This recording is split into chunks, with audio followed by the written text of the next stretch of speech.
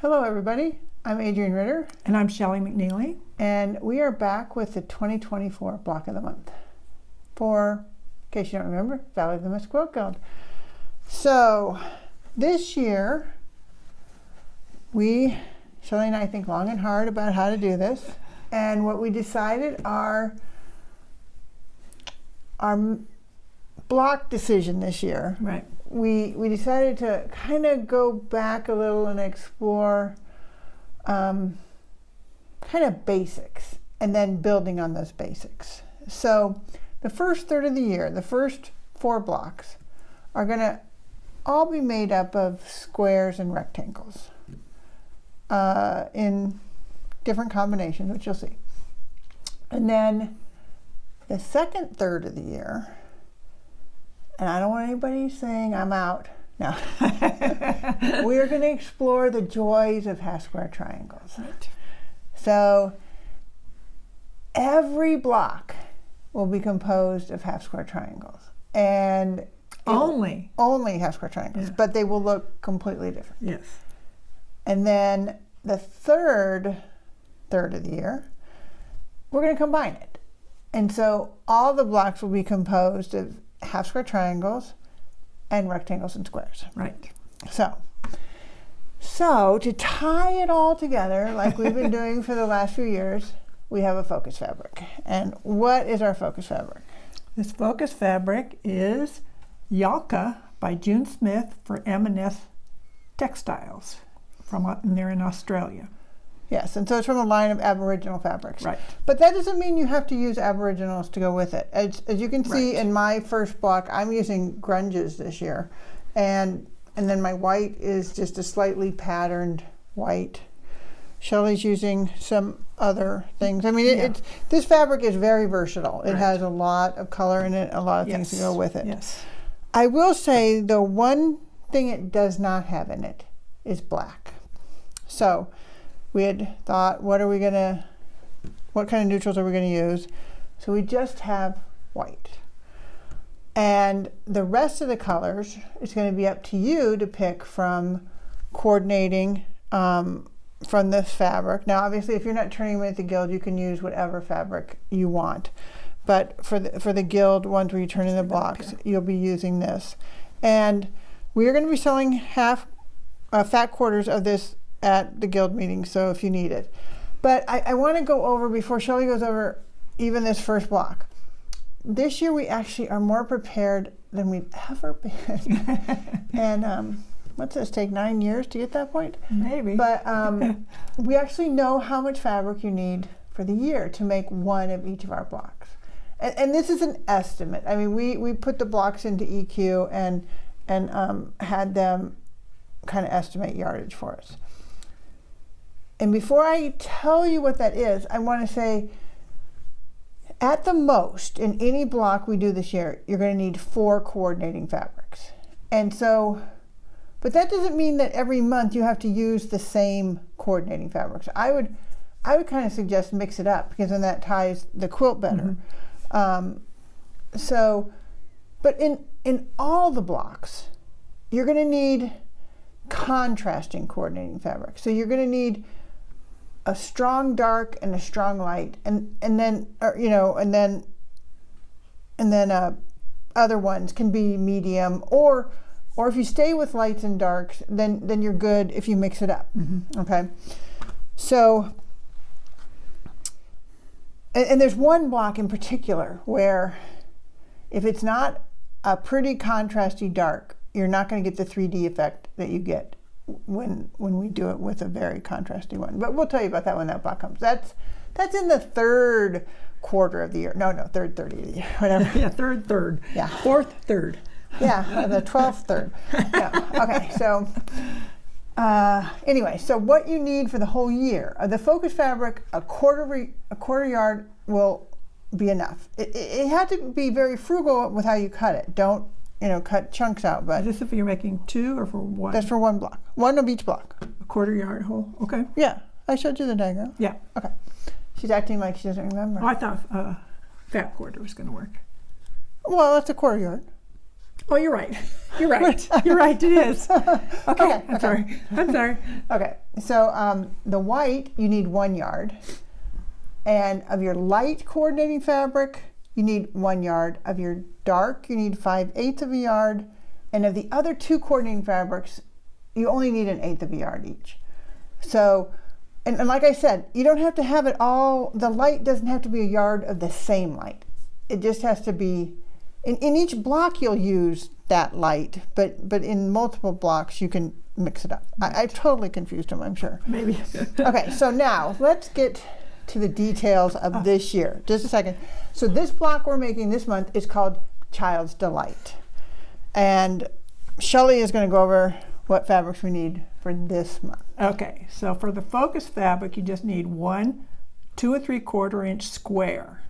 And then of a white, you need 4 2 3/4 by 5 3/4 inch strips. And then for a coordinating light, which would be like this, in here, Yeah, my blue, light that's a blue. light. We need 2 2 3/4 by 10 1/4 inch strips, and 1 5 3/4 inch square. That's For the within center, right. for kind of the off center. Yeah.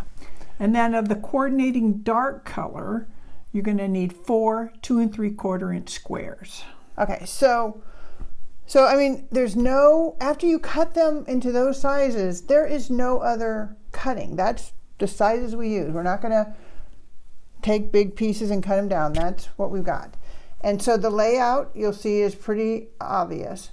And the first step, what we're going to do is this, I'm going to call this the center square. It's really kind of an off-center square. We're going to build that first.